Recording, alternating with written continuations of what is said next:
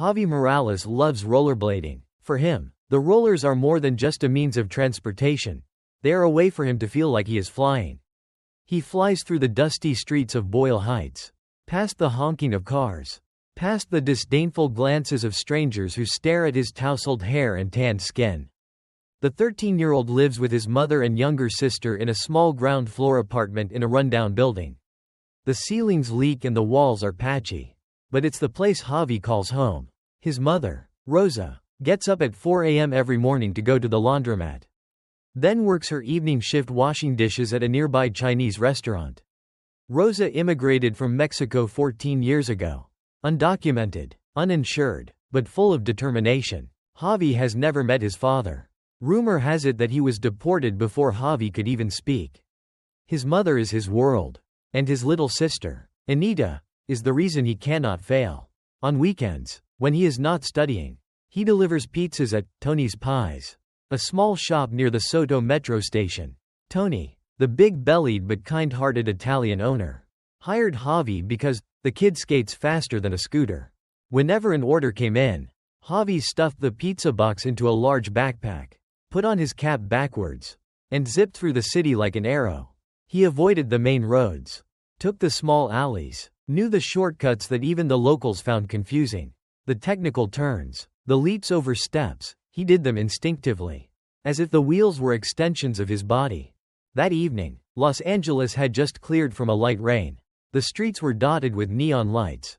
Javi was sitting in the kitchen of Tony's Pies, nibbling on a leftover slice of pie when Tony emerged from behind the counter, an electronic receipt in his hand, a strange look in his eyes. "Javi, here's a special," he said, placing the phone in front of him. Javi glanced at the address, 307B Cascade Road, Eastwood. He paused. Eastwood was a place no one wanted to be, especially at night. The locals called it Blind Alley, a place with weak cell phone signals, no security cameras, and little police presence. "Are you sure?" Javi asked, trying to hide his worry. Tony nodded, sighing. The customer ordered 3 supreme pizzas and added a $40 tip. "I didn't want to accept it. But you know how much the electricity bill is this month." Javi swallowed. $40 was a week's worth of breakfast. His eyes flicked to the corner of the room, where Anita was grinning in an old family photo. "Okay, I'm going." Tony squeezed his shoulder lightly. "Be careful. If anything goes wrong, don't try. Call me right away." Javi nodded, put on his roller skates, grabbed his backpack, and dashed out. The LA night carried the scent of humidity and car oil. Javi passed red brick buildings, half-defaced graffiti, groups of young people huddled under the yellow lights. He didn't look at anyone, didn't stop, just focused on the 307B on the receipt. As he approached Eastwood, he sensed a change. No more bright lights, no more music from upstairs windows, just quiet streets and creeping darkness. He braked, looked around, no delivery person in sight. An alley appeared on the left, narrow, shadowy, leading to an old row of houses. He stopped, took out his phone. No signal. "Damn," he muttered, his fingers hesitant to knock. Suddenly, a deep voice echoed from the darkness. "Are you a pizza delivery guy?" Javi turned around, startled. A tall man, wearing a cap pulled low over his eyes, was leaning against a power pole. Right," Javi replied, taking a step back. "Give it here." Javi opened his backpack, about to take out the pizza box when the light from the lighter flashed, reflecting a black dragon tattoo on the other man's wrist, the symbol of the El Corazon gang that he had seen on social media. Javi's heart pounded. He knew immediately, he shouldn't be here. Javi had never heard a scream like that in his life, somewhat painful, yet chillingly determined. The sound came from an alley less than 100 feet away, echoing in the cold air between the old brick houses of Eastwood. He held his breath. His hand was still clutching the pizza box, but his fingers were starting to shake slightly. The man standing before him, the one with the black dragon tattoo, squinted, tilting his head slightly. He had heard the scream too. "You didn't hear anything. Give me the box and go away." His voice turned harsh. Javi took a half step back. Then, as if driven by instinct, threw the pizza box at his chest, spinning around and sliding away in an instant. The man cursed behind him. But Javi was already ducking around the corner. His heart was pounding in his chest. But he didn't run away. Instead, he peeked through the crack in the wall.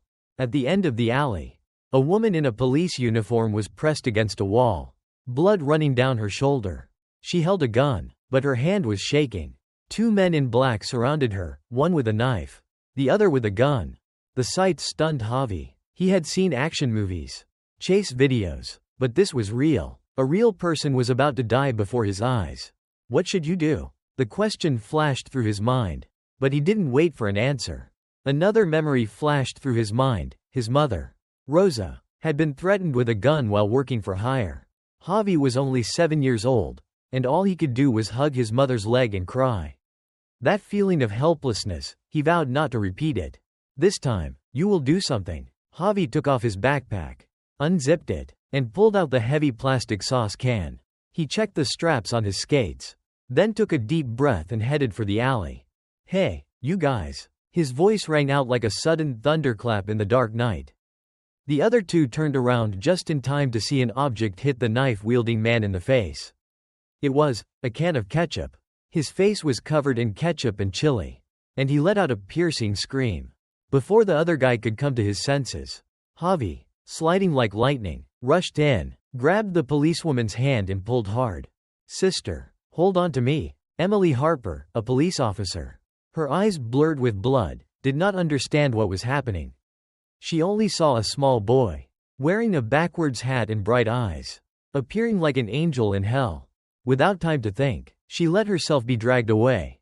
Javi darted through the narrow alley, dragging a staggering Emily behind him. The footsteps behind him grew closer. Javi turned left, then right, past a dumpster, skidding across the wet pavement. His tires squealed, but he didn't slow. He knew the area, he'd delivered here before. It was his only advantage. Try to keep your balance. Sister, Emily gasped. She was barely able to crawl, her wound bleeding, but every time she wanted to collapse, she heard the boy's voice like a rope pulling her up from the abyss. They rushed down a narrow alleyway that led to an abandoned warehouse that had once housed old buses. The rotten wooden door swung open under Javi's kick. He pulled her inside and slammed the door shut. The sound of chasing footsteps stopped. Javi propped himself up on his hands and knees, gasping for air. Emily sank to the floor, blood staining her shirt. The light from the ceiling fell on her face, her eyes a mixture of disbelief and gratitude. Who are you? Javi Morales, he said, still panting. I deliver pizza. And, I'm probably fired by now.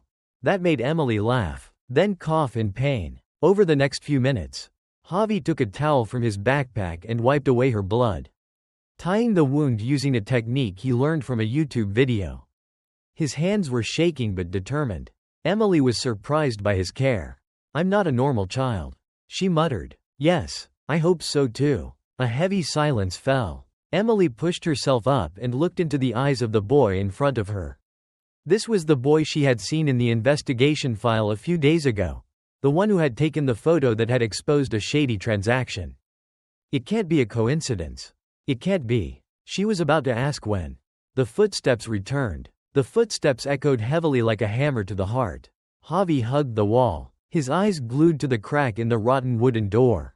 The shadows of 3 men were cast on the cracked cement floor outside the warehouse, accompanied by a mumble in Spanish and English. It must have run in here. Another one muttered. Don't let her escape this time. The police girl must die too. In the darkness, Emily clutched the gun in her hand. The Glock 19 had only 2 bullets left. The bandage Javi had tied around her shoulder was soaked with blood. She leaned her head toward him and whispered, "We have to call for help. Do you have a phone?" Javi shook his head. No signal. The network in here is dead.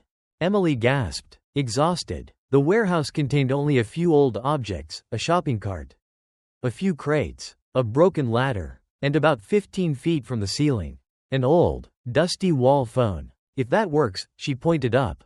It's the only way. Javi looked up at the phone. He bit his lip. I will climb up. No, it's too dangerous. They could come in at any moment. Emily shook her head. But Javi had pulled the old cart over and propped it up against the wall. The roller skates were hard under his feet. He bent down and took off his shoes. You said you believed me. So now believe me again. Emily didn't answer, but in her eyes, full of doubt at first, there was now quiet trust. Javi climbed onto the cart, his bare feet gripping the rusted metal frame. The cart shook, but he kept his balance. One hand gripped the crate. The other reached for the high-mounted telephone. Dust fell into his eyes. He blinked quickly. Below, Emily crawled toward the door. Gun ready. If they came in, she would shoot, even if she had only 2 bullets left. Outside, the gun went off. Charge. The wooden door burst open. Boom. 3 men rushed in like shadows from hell. They scattered in both directions. Emily fired. Bang. One of them screamed and fell down. The second man rolled to the side, pulled out his gun, and aimed it in Emily's direction. Javi shouted from above, "Get down." He reached for the phone, picked up the receiver. Dialed 911. The signal rings. Los Angeles Emergency Center. Please state your situation. We're being pursued. I'm Javi Morales. I'm at the old bus depot near Eastwood Station. There's a police officer injured. Back up, the woman on the operator said. We have confirmed the location. Patrols are being dispatched. Please hold. Bang! A bullet whizzed past Javi's leg and pierced the metal sheet beside him. He pulled back, rolled off the cart, and hit the ground with a painful thud. Emily rushed forward and pulled him behind the wooden crate. You did well, she said, her voice hoarse. Very well. The remaining man, now only one, looked around. He knew help was coming. He shouted in Spanish, "Leave the child here. You are free." Javi looked at Emily. She squeezed his hand. Without words, Javi understood. Neither of them were leaving the other. The other man stepped closer. His eyes flashed with ferocity. His hand lifted the gun. Emily was about to pull the trigger when, click, out of ammo. They were silent. Javi stood in front of her. If you want to kill her, you had to shoot through me. The other guy was stunned. Then he smiled. Then he raised his hand. Put the gun down. Police here. Sirens wailed from outside. Flashing red and blue lights illuminated the warehouse. More than 5 officers surrounded the outside. Lieutenant Daniels, Emily's handler, rushed in first, gun in hand. The last assassin was captured. Emily collapsed to the ground, letting out a long sigh.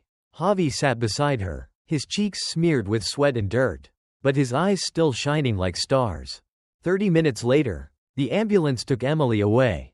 Javi sat on the steps of the warehouse, wrapped in a blanket, shivering from the cold and the stress of it all. Lieutenant Daniels came and sat next to him. Your name is Javi Morales, right? Yes. Do you know you just saved the life of one of the best cops in the department? Javi smiled and asked softly, will I be arrested for not having papers? Daniels looked at him, his eyes changed. That question was not from a normal child. No one should be arrested for saving someone, especially a hero like you. 3 days before the ambush, Los Angeles was drenched in a light spring drizzle. In the small office of the LAPD's organized crime unit, Emily Harper, a young but seasoned lieutenant, was glued to her computer screen. It was a blurry, compressed photo posted by an anonymous high school student. In it, a dark alleyway with 2 men exchanging something. Despite the poor quality of the image, with the help of image enhancement software, Emily could clearly see a detail that made her heart race. A tattoo of a dragon coiled around a dagger *, the symbol of the El Corazon gang. Emily leaned over and took out her notebook. The photo was posted 2 days ago. Location: Cascade and 7th. Eastwood. It was an area outside the regular patrol zone, and one where El Corazon was suspected of conducting insider trading. She sent the image to the IP tracing technician, who then switched to nearby public cameras. A minute, 2 minutes. Finally, a feed from a gas station 2 blocks away popped up. In the frame, a boy in a red jacket and backward-facing cap was rollerblading with a large backpack that said, Tony's Pies. Emily took a screenshot and zoomed in. His face was blurry, but she could still make out what it was. Pizza delivery? Student? Did you get this? She wondered. A guess arose in her mind.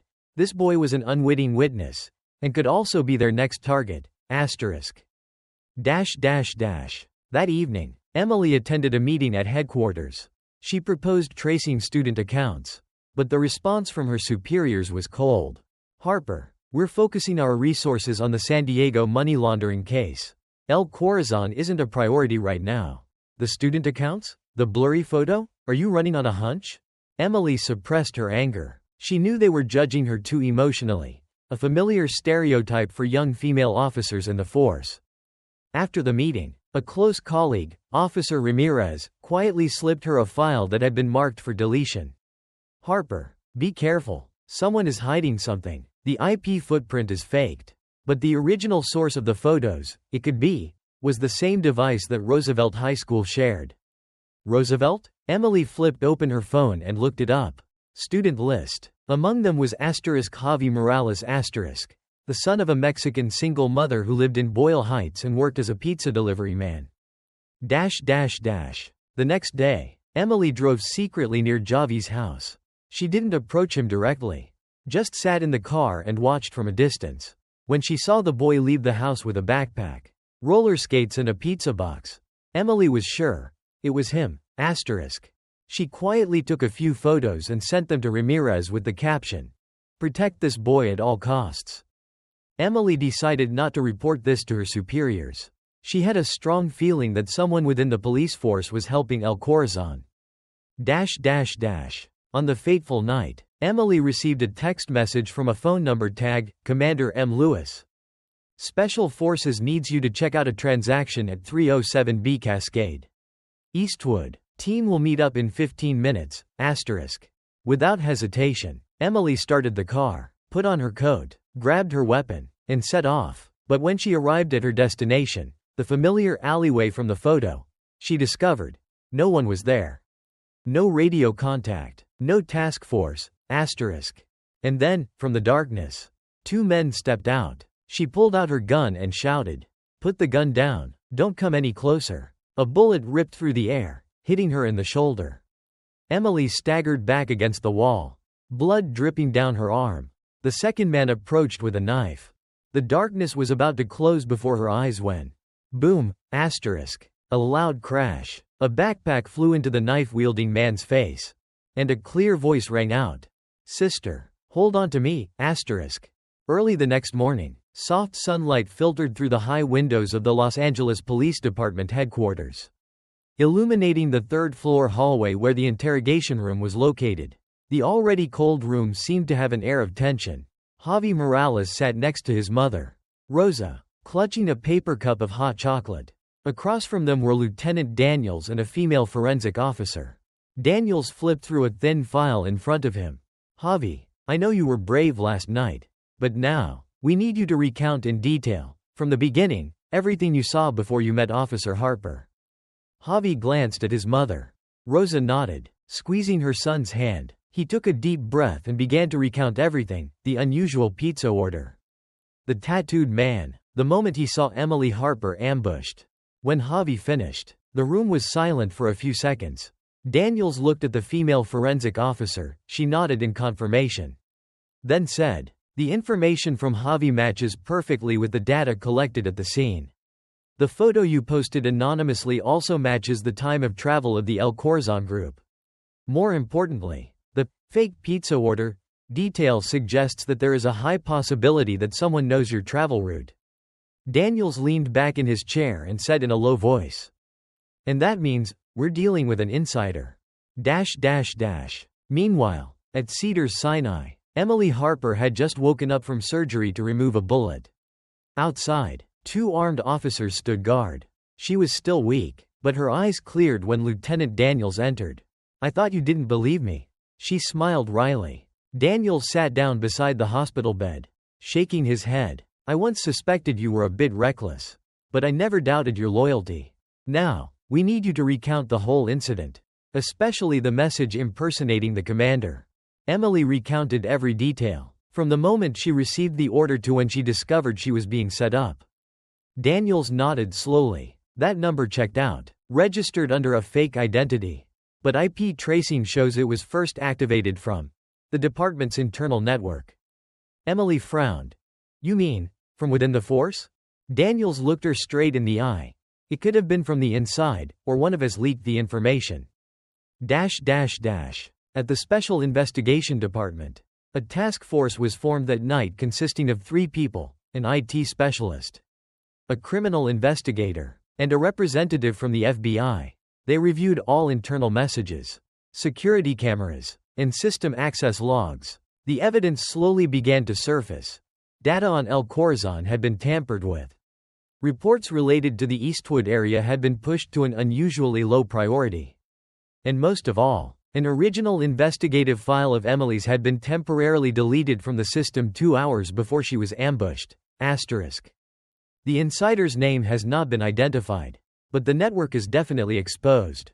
In the afternoon, Javi and his mother were taken to a safe house in a gated community.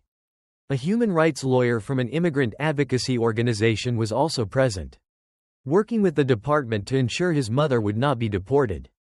However, when he heard that he would be placed in witness protection and have to leave the city, Javi strongly objected. "I'm not going anywhere. If my mother is still being threatened, I can't leave alone." The lawyer looked at Daniels.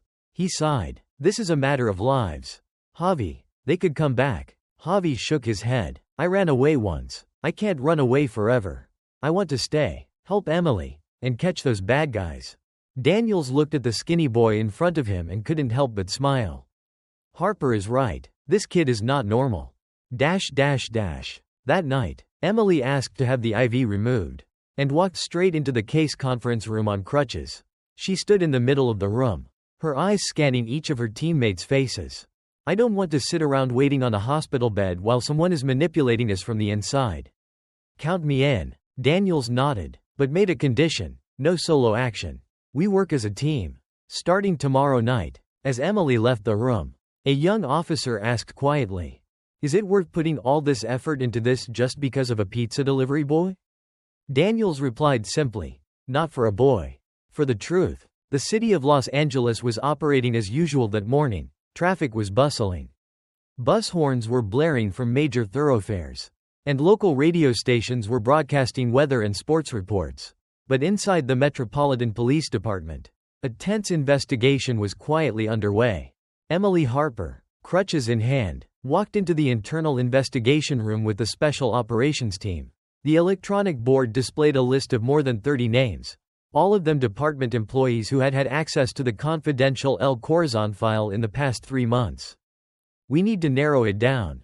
Focus on the people involved in deleting or editing Harper's file." The IT specialist pointed to a name highlighted in red: Officer Christopher Lane, Rapid Response Team. Formerly stationed in the Eastwood area, *. Emily frowned. Lane was at the scene of the transaction in Cascade last month. He was the first one there but reported nothing unusual. Daniels nodded. "Keep an eye on him. No approach, no warning. Let him think we don't know. *. Meanwhile, in a private room in the safe house, Javi sat with the forensic artist. On the table was a large sheet of paper. A tattoo slowly emerging from his memory. A skinny dragon coiled around the hilt of a dagger, with 3 drops of bright red blood seeping from the blade. *. The artist nodded. "With details like this, it's definitely a hierarchical tattoo. Usually, people with this tattoo are high-ranking henchmen in the organization." Javi glanced at his mother, who was making tea in the kitchenette. He bit his lip, then asked, "If we find him, can we catch the leader?" Emily, just entering, answered instead, "Maybe, or at least make them show themselves. But that's more complicated."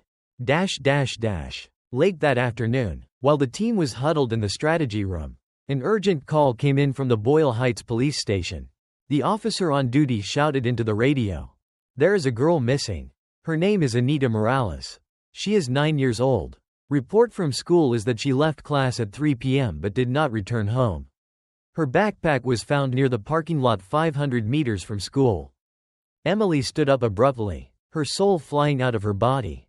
Javi, who was sitting in the lobby, heard his mother scream and ran in. "Anita." No one dared to answer. Within an hour, an Amber Alert was issued across the city. Anita Morales's image was plastered across traffic screens, local television stations, and social media. A task force was dispatched to the scene.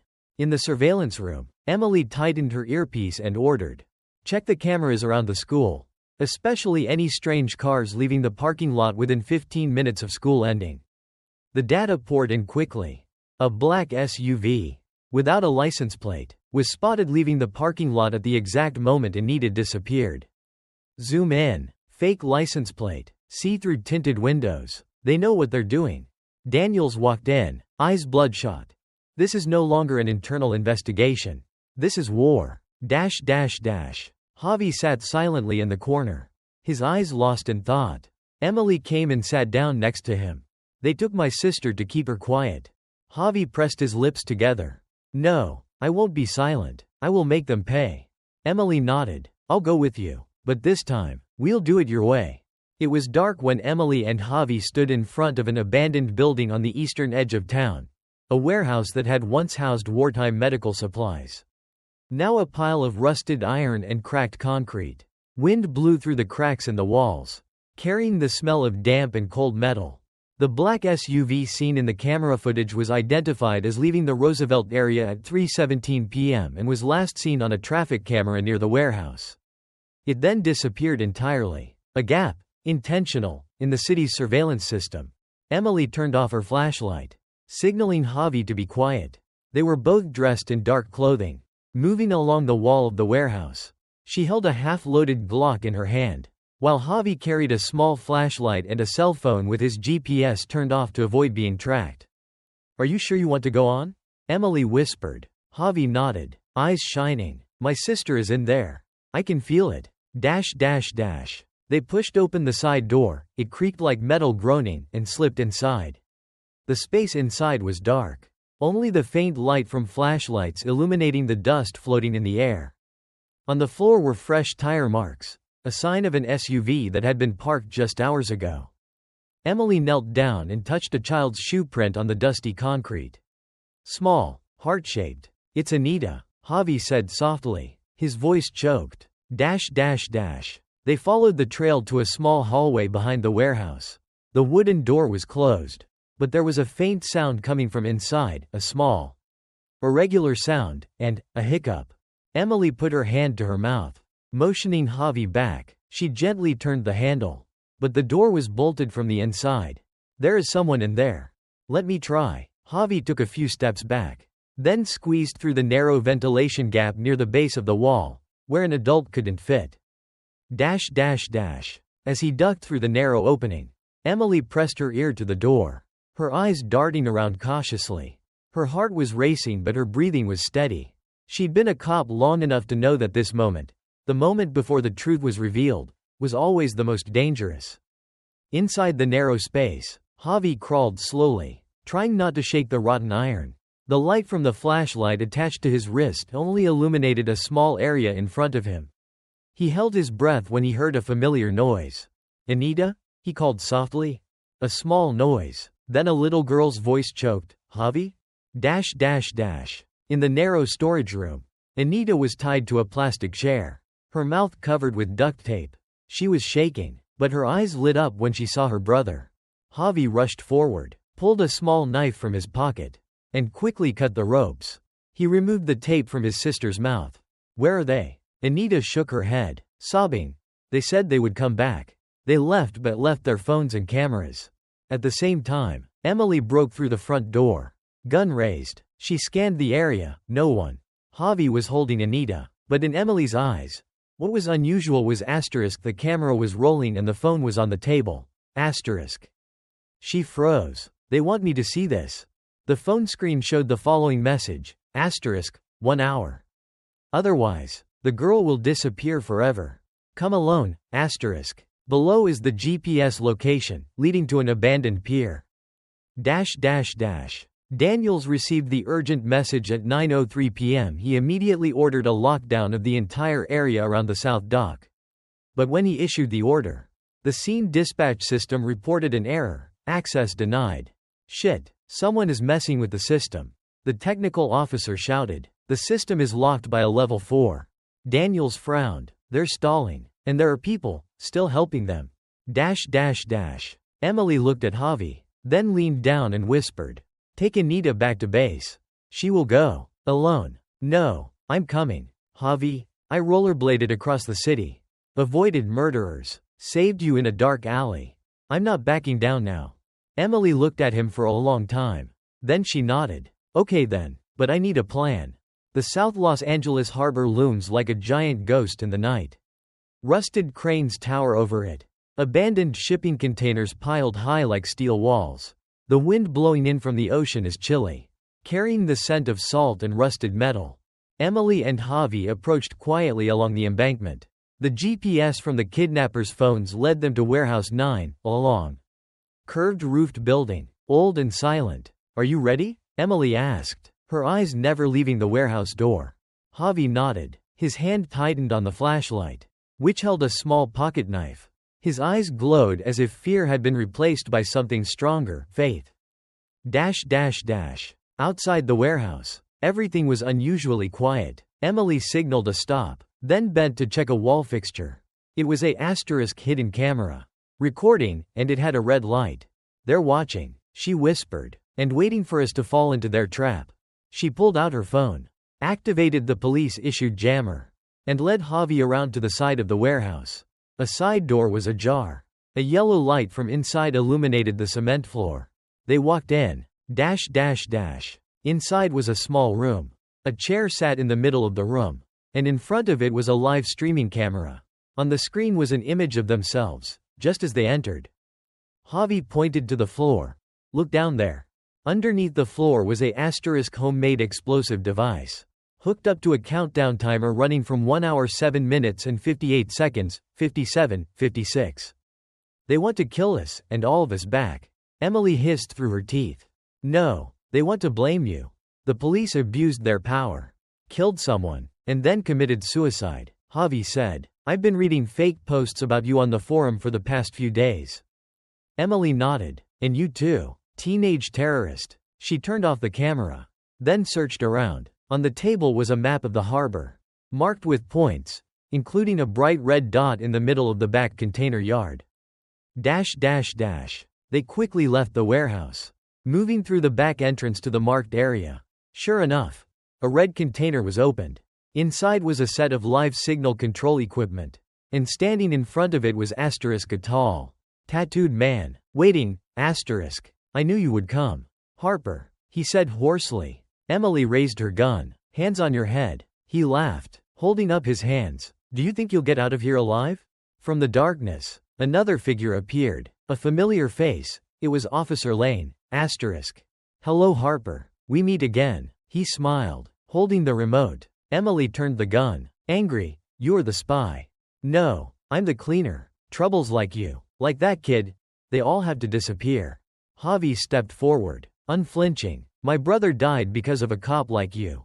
I won't let that happen again."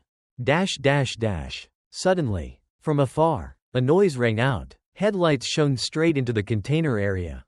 "Back off," a loud voice rang out. "Special support force led by Daniels has arrived." Lane was about to pull the trigger when Emily shot him in the arm. The remote fell. The tattooed man tried to run but was tackled to the ground by another police officer. Javi stood in the middle of the circle, breathing heavily. Emily stepped forward and placed her hand on his shoulder. "We did it." The interrogation room at Central Police Station was silent. Lane, handcuffed and his shirt rumpled, sat across from Emily and Daniels. Before him was a thick file, containing irrefutable evidence. "Want a lawyer?" Daniels asked, coldly. Lane curled his lips, but his eyes were downcast. He knew the game was over. "Never mind. What do you want?" Emily flipped through the files. "A list of everyone you protected. Everyone who took money from El Corazon. We know there's someone else behind it. You're just a pawn." Lane chuckled. "Good, but good for keeping quiet for almost 10 years.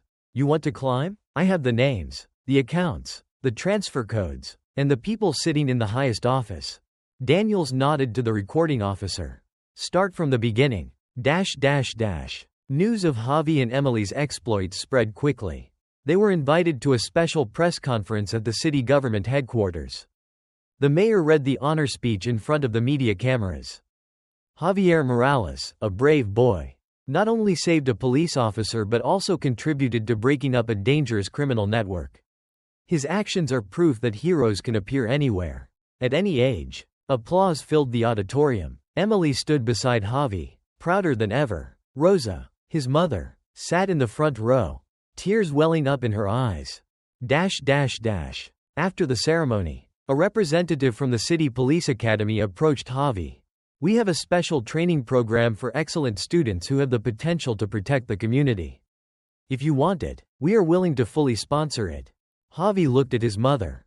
Rosa nodded, squeezing his hand. "If you choose this path, I will always support you." The boy smiled. "Well then, yes, I'm ready." Meanwhile, Rosa's immigration case was processed at record speed. Thanks to Javi's actions, she was granted special residency and the right to legally work in California. "Finally, I can breathe easy," she said, holding her 2 children in her arms, her voice trembling. No more fear of someone knocking on the door in the middle of the night. But the happiness did not last long. That evening, as Javi was studying at the kitchen table, there was a soft knock on the door. He opened it, no one there. Just a brown envelope on the mat by the door. He opened it. Inside was a * photograph of Anita *, his sister, clear from a distance, standing in the schoolyard that morning. On the back of the photo was a handwritten note. "We are always watching. Don't think the game is over." Javi's hands shook. Emily was called immediately. She held the photo, her face pale. "This is not the voice of El Corazon. This is another force." In the agency's special operations room, Daniels showed a zoomed-in image from security cameras around Javi's apartment complex. A tall figure in a black hoodie left an envelope and disappeared into a dark alley, his face unrecognizable. "It seems our victory is just the tip of the iceberg," he said. Emily turned to Javi. "We have 2 choices. Hide or face it." Javi looked at the picture of his sister. He clenched his fists. "If I don't face it, I will live in fear forever. I choose to fight." 3 days after Javi received Anita's photo, life at the Morales household was no longer the same. The windows were locked and the curtains drawn at night.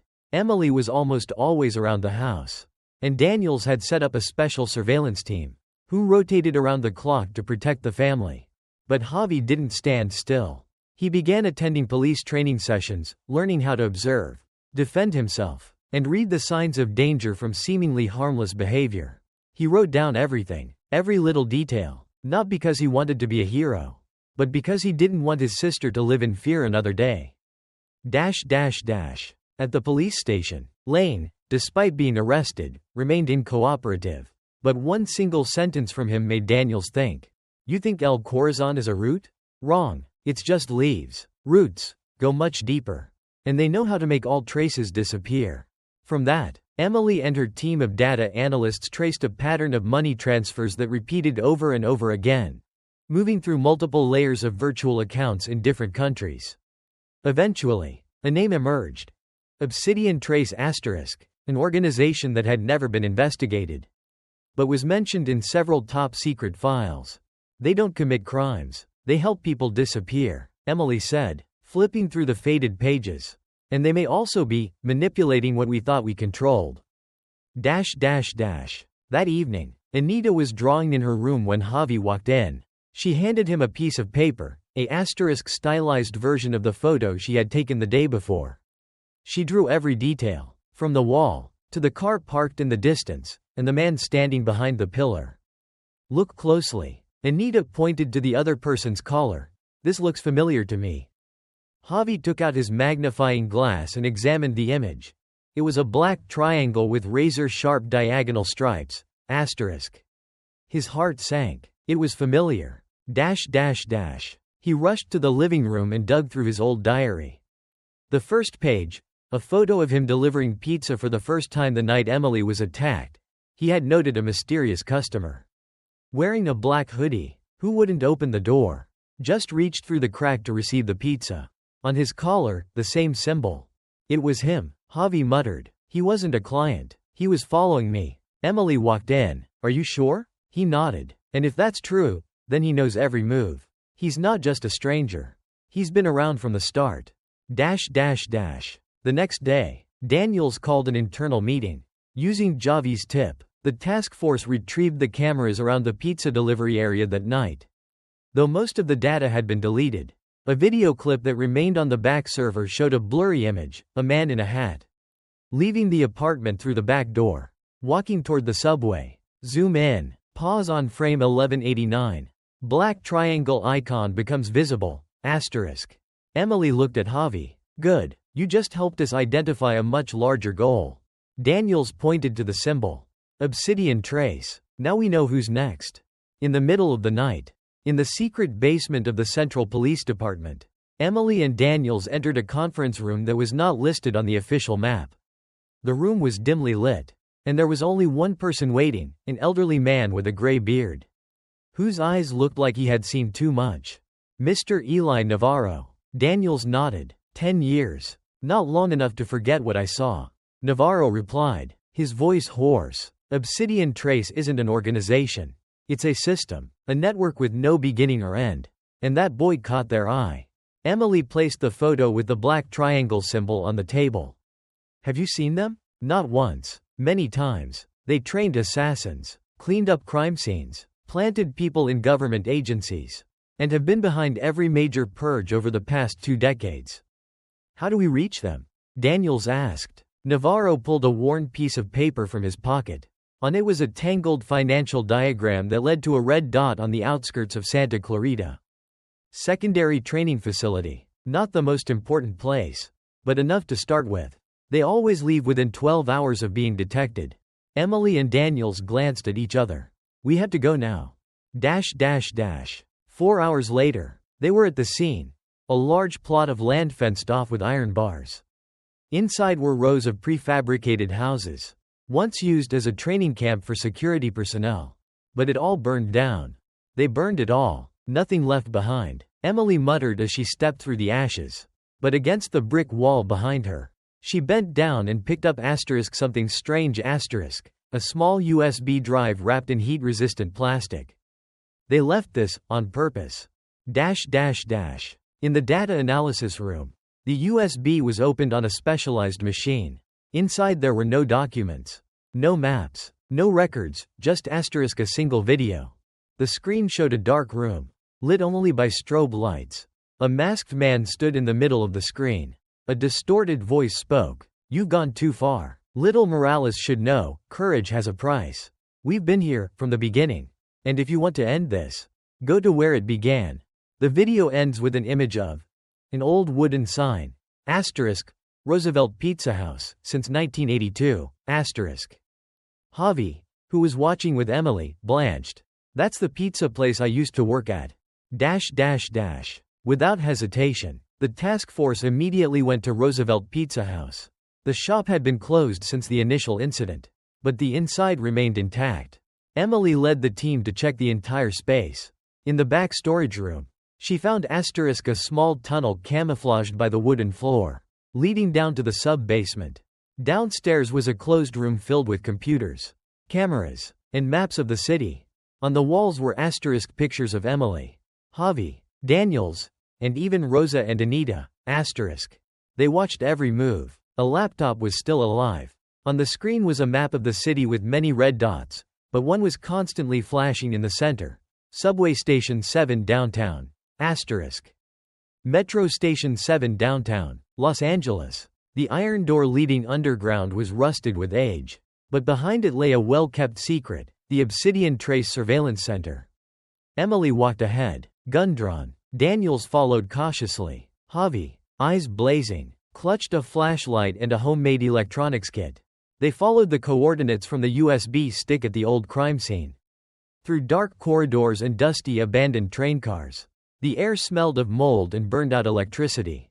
Flashing lights at the end of the tunnel showed they were getting closer. A large room opened up before him, full of equipment, screens, cables, and in the center, a masked man waited. Behind him, Anita, Javi's sister, was tied up, her eyes wide with terror. One step too late, he laughed, the sound eerie. One more step, and she would have fallen into darkness forever. Emily raised her gun. Javi took a step forward but was held back by Daniels. No rush. We need a plan. I have a plan, Javi said softly. She's the reason I started this all. I'm going to end it exactly because of that.